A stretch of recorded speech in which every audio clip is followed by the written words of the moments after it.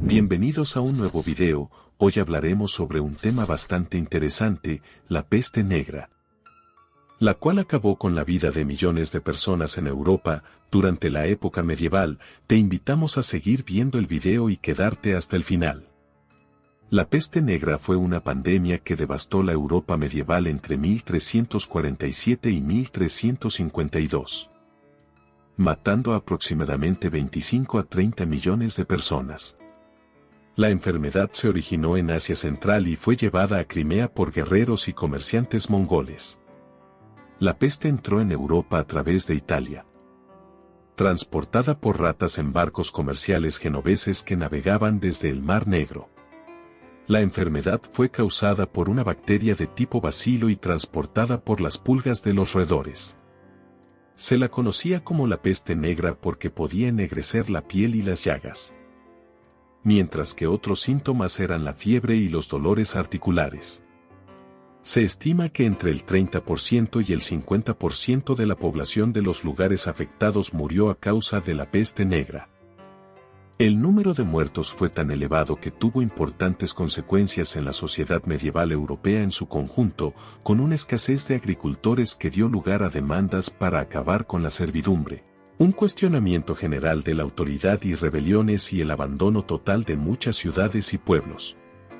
La peor plaga de la historia de la humanidad le llevaría 200 años a Europa recuperar su población al nivel anterior a la peste negra. Respecto a la causa y los síntomas, la peste es una enfermedad infecciosa causada por una bacteria del tipo Bacillus que es transportada y propagada por las pulgas parásitas de los roedores, especialmente la rata parda. Hay 3 tipos de peste, y es probable que los 3 estuvieran presentes en la pandemia de la peste negra: la peste bubónica, la peste neumónica y la peste septicémica.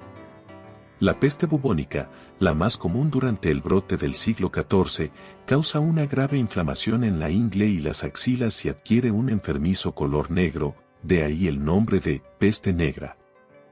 Las llagas negras que pueden llegar a cubrir todo el cuerpo, causadas por hemorragias internas, eran conocidas como bubones, de los que la peste bubónica toma su nombre. Otros síntomas son la fiebre intensa y los dolores articulares. Si no se trata, la peste bubónica es mortal entre el 30 y el 75% de las infecciones, a menudo en un plazo de 72 horas. Los otros 2 tipos de peste, neumónica o pulmonar y septicémica, suelen ser mortales en todos los casos. Los terribles síntomas de la enfermedad fueron descritos por escritores de la época, especialmente por el escritor italiano Boccaccio en el prefacio de su Decamerón en 1358. Un escritor, el poeta galés Ewan Getin, estando en medio de ese terrible caos ocasionado por la peste negra, escribe: «Vemos a la muerte introducirse entre nosotros como un humo negro, una plaga que cercena a los jóvenes, un fantasma desarraigado que no tiene piedad de los rostros bellos». Propagación. El siglo XIV en Europa ya había demostrado ser un desastre incluso antes de la llegada de la peste negra. Una peste anterior había afectado al ganado y se habían producido pérdidas de cosechas por la sobreexplotación de la tierra, lo que provocó 2 grandes hambrunas en toda Europa en 1316 y 1317. A esto se le sumó la agitación de las guerras, especialmente la de los 100 años, 1337 a 1453, entre Inglaterra y Francia. Incluso el clima empeoró, ya que el ciclo inusualmente templado de los años 1000 a 1300 dio paso al comienzo de una pequeña edad de hielo, en la que los inviernos eran cada vez más fríos y largos, reduciendo la temporada de cultivo y, en consecuencia, la cosecha. Una peste devastadora que afectara a los humanos no era un fenómeno nuevo, ya que a mediados del siglo V se había producido un grave brote que asoló la zona del Mediterráneo y particularmente Constantinopla. La peste negra de 1347 entró a Europa probablemente a través de Sicilia, cuando fue transportada por 4 barcos de grano genoveses infestados de ratas que navegaban desde Caffa, en el Mar Negro. La ciudad portuaria había sido asediada por los tártaros mongoles que habían catapultado cadáveres infectados hacia la ciudad. Y fue allí donde los italianos se contagiaron de la peste. Otro origen fue el de los comerciantes mongoles que utilizaban la ruta de la seda y que habían traído la enfermedad desde su lugar de origen en Asia Central.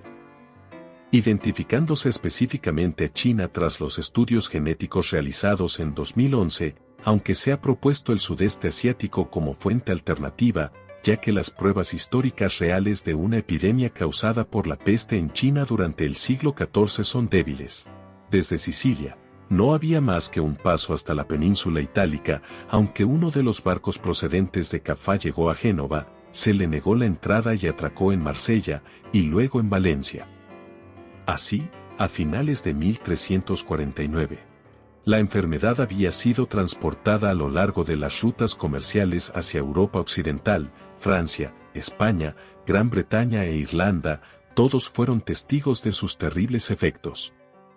La peste se extendió como pólvora y hubo brotes en Alemania, Escandinavia, los países bálticos y Rusia entre 1350 y 1352. Los médicos medievales no tenían ni idea de organismos tan microscópicos como las bacterias, por lo que se veían impotentes en cuanto al tratamiento, y donde mejor podían ayudar a la gente, en la prevención. Se veían obstaculizados por el nivel de saneamiento, que era espantoso en comparación con los estándares modernos. Otra estrategia útil habría sido poner zonas en cuarentena, pero como la gente huía presa del pánico cada vez que se producía un caso de peste, llevaba consigo la enfermedad sin saberlo y la propagaba aún más. Las ratas hicieron el resto. Había tantas víctimas de la peste y tantos cadáveres que las autoridades no sabían qué hacer con ellos, y las carretas apiladas con cadáveres se convirtieron en una visión común en toda Europa. Parecía que el único curso de acción era permanecer en un solo lugar, evitar a la gente y rezar. La enfermedad acabó por agotarse en 1352, pero volvería a aparecer, en brotes menos graves, durante el resto del periodo medieval. La peste negra se extendió sin control afectando algunas zonas más que otras. Sobre este hecho y el número de muertos, a menudo exagerado que fue proporcionado por los escritores medievales y algunos modernos, hacen que sea difícil evaluar con precisión el número de muertos. En ocasiones, ciudades enteras, como Milán, lograron evitar repercusiones significativas, mientras que otras, como Florencia, quedaron devastadas. La ciudad italiana perdió 50.000 de sus 85.000 habitantes. Se dice que en París enterraban a 800 muertos cada día en el punto álgido de la peste, pero en otros lugares no se produjo tal carnicería. Una media del 30% de la población de las zonas afectadas perdió la vida. Aunque algunos historiadores prefieren una cifra más cercana al 50%, y probablemente fue así en las ciudades más afectadas. Así, las cifras de muertos oscilan entre 25 y 30 millones en Europa entre 1347 y 1352. La población de Europa no volvería a los niveles anteriores a 1347 hasta alrededor de 1550. Las consecuencias de un número tan elevado de muertes fueron graves y en muchos lugares, la estructura social se rompió.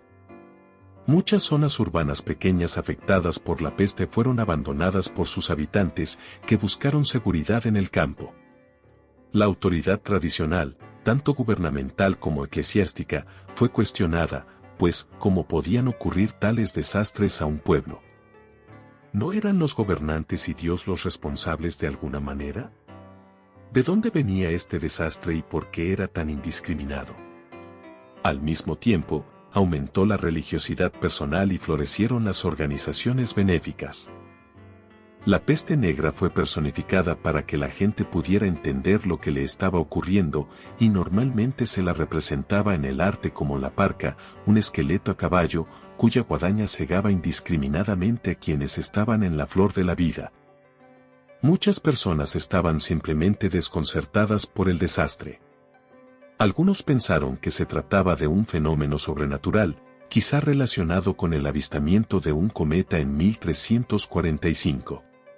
Otros culparon a los pecadores, siendo un gran ejemplo los flagelantes de Renania, que desfilaban por las calles azotándose y pidiendo a los pecadores que se arrepintieran para que Dios pudiera acabar con este terrible castigo. Muchos pensaron que era un truco inexplicable del diablo. Otros culparon a los enemigos tradicionales. Y se alimentaron prejuicios ancestrales que condujeron a ataques e incluso a masacres de grupos específicos, especialmente los judíos, de los que miles huyeron a Polonia. Tras las grandes hambrunas de 1358 y 1359 y los rebrotes ocasionales, aunque menos graves, de la peste en 1362 y 63, y de nuevo en los años posteriores hasta 1390, la vida cotidiana de la mayoría de la gente mejoró gradualmente a finales del siglo XIII. También progresó el bienestar general y la prosperidad del campesinado, ya que la disminución de la población redujo la competencia por tierras y recursos.